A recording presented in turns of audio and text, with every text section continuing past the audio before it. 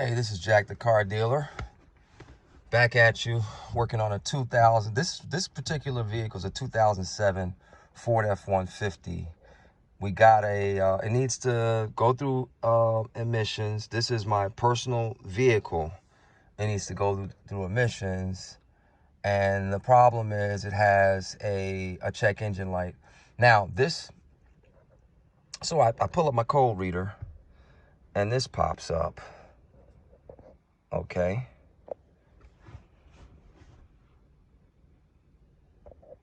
So it says P0430, catalyst system inefficiency below threshold, bank 2. All right. So what does this mean?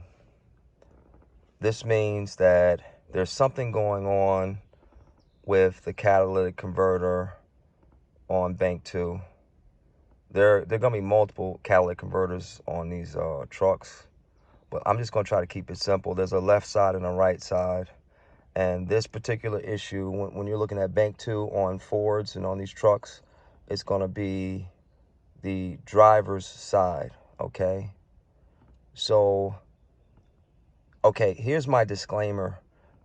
What I'm sharing with you is only meant to be a temporary solution, so you can go ahead and get this thing passed.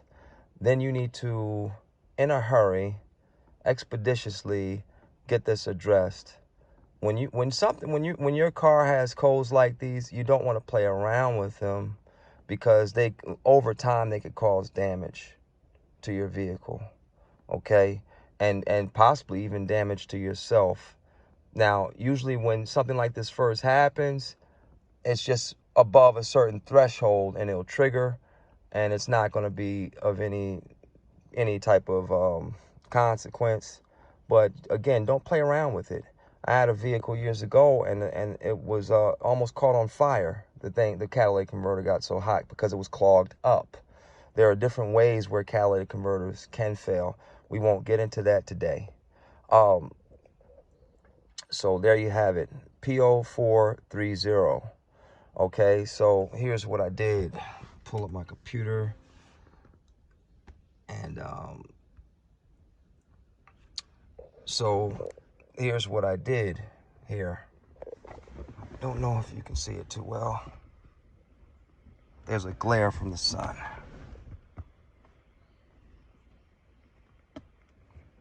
Let me try to block the doggone glare.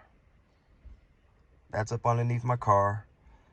The green is where I put a spark plug defouler or non-fouler, and the red area is another oxygen sensor where it does not go. Okay? This is such a pain in the tail. That's better. Okay, so this is over here by the driver's side door. Go up underneath there, and you want to remove the oxygen sensor that's the farthest away from the engine. How about that? It's the farthest away from the engine. Okay, that's why it's circled in green. And you remove it, and then you put a non-fouler in between it. I put 2. Okay, so here's what you do. You take a like a 1/2-inch drill bit, and you drill out one of them, and then you stick it inside the other, and then you stick the O2 sensor in there. I'm not trying to go into a whole lot of details because there are videos on how to do that. Now, when you go to the store, here's a tip. There should be maybe 2 different types. It's going to be the larger type, and you could always verify by going to the counter and ask. A lot of these auto parts stores, they know about this procedure. Go to the counter, ask for our O2 sensor, and see if it fits. Bingo, there you go.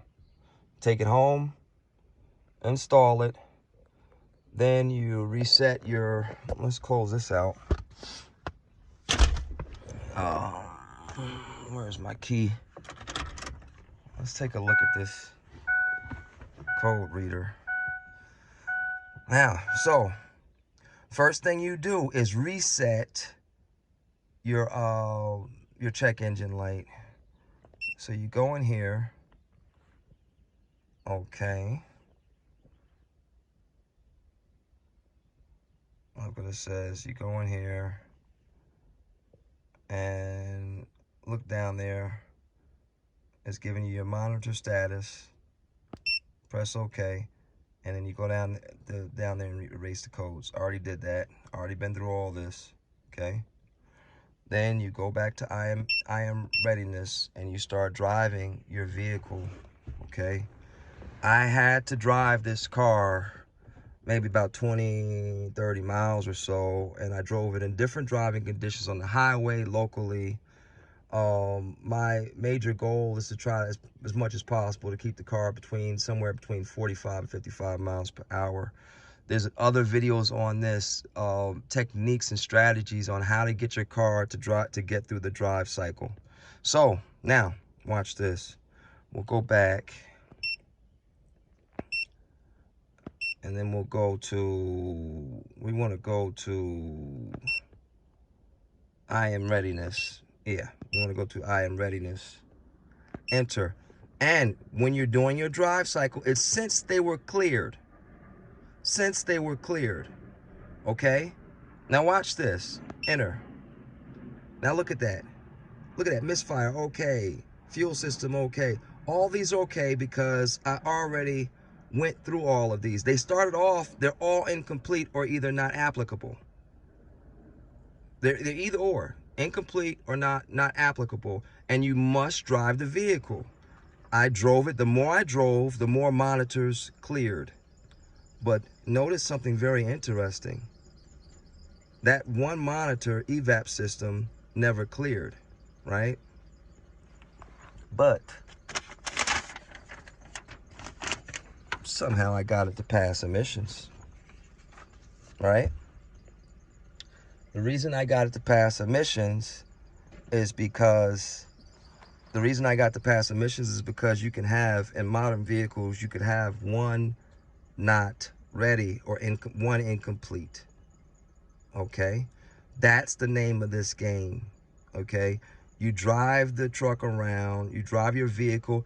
This is not limited to F-150s. Every time I've done this with a vehicle, it has worked. Am I guaranteeing that it's going to work with you? No.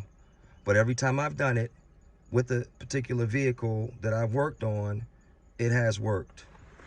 Hold on for a second. Are you serious? There's no pause button on this? I don't know about this. Anyway, so what else do I want to tell you? The way that this works is those non-defilers, the way that they're spacing the oxygen sensor farther away from the catalytic converter, and you're tricking the computer into thinking that everything is okay, so it will pass the monitor. If you have an older vehicle, over, I believe the threshold is 20 years old, you can have 2 not readies or 2 incompletes. You see that? You have 2 incompletes and you still will be able to pass emissions, as long as there's one other thing that I want to warn you folks about, which almost caught me the last time, because the first time I did this, I did not do the non-filer trick. I just reset the code and wondered if it would just stay clear. And here's what happened. Here's something I want you to do. You need to check this periodically as you're taking this through the drive cycle. Here's what happened to me.